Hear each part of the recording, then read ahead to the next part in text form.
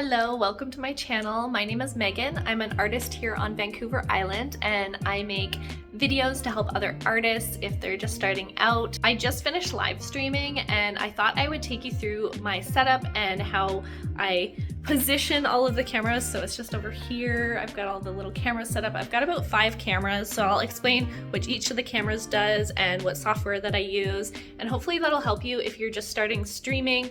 I'll give you an idea of what like a beginner setup could look like, and then I'll show you kind of the progression to like adding more gear over time and how that works. So let's turn around the camera and I'll show you my setup. Okay, so I'll give you a bit of an overview. Here is my desk setup. This is just like a standing desk because sometimes I like to paint standing up, so I can raise that up and I can raise my easel up. But this is kind of what I've got. So I've got these 2 lights here. Bought these last year. These are the newer LED lights. They just have 2 tones. So there's a yellow tone and then a more like white tone to it. So you can kind of like adjust that. You can kind of see in the background. This will make it a little bit more yellow. I like to kind of keep it white so the colors are very neutral. And then right here, got so many cameras. I've got this camera. This is just an old webcam that I have here. It's at my palette right there. It just helps so then people can see my palette. I use this streaming software here. Let me grab the painting scene. So this is the paint mixing scene. So this is where my palette would be. So you can kind of see my hand here in the palette, and then people can see me mixing. And then I've also got another scene here, which is the main painting scene. So you can see my painting, and then you can also get a view of the palette as well. And then I've also got a face cam. So the face cam is just over here. Maybe I'll walk behind so you can see what it looks like from behind. I've just got one of these clip-on tripod things, and I'm using an old phone. So this is just a feed from an old phone, and I'm using like a Wi-Fi software that goes through your Wi-Fi. It's called like Irwin. Let's see if I can bring it up. This little software here, Irwin webcam, and it's got both of my painting feed and it's got the webcam on the side. It's kind of sideways, but you can turn it around in the editor. And then over here, I've got the main painting cam. So this is the feed with the other Wi-Fi feed. And so that just directly puts it to the computer. Then I don't need something to connect it straight to the computer.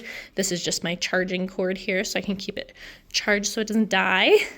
And then right here, I've got my phone in my hand and I'm filming with my phone right now, but I use this to film shorts. So like reels and shorts for Instagram and TikTok and stuff. Then I can use that to film that angle.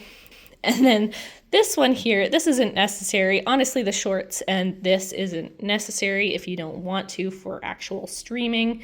But I also film time-lapse videos, so I have this camera set up so it takes interval shots every 2 seconds, and then it'll film a time-lapse. And then I recently just got this little attachment to the cold shoe on my camera so that it can kind of stack on top of each other. It's super handy.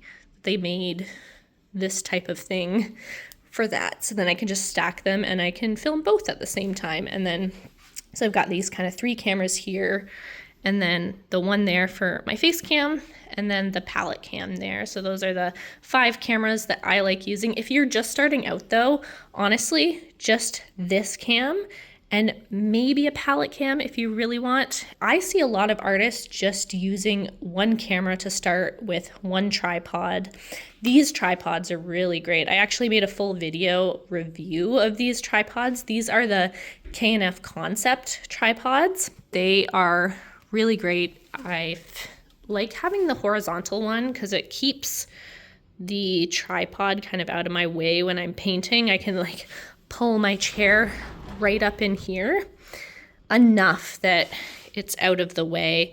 And yeah, you do, because you got like cameras in front of you, you're gonna have to like paint around it a little bit, but it's not too bad. Like you can kind of, I normally look from in here when I'm painting and then put my hand around this side and like paint from that side.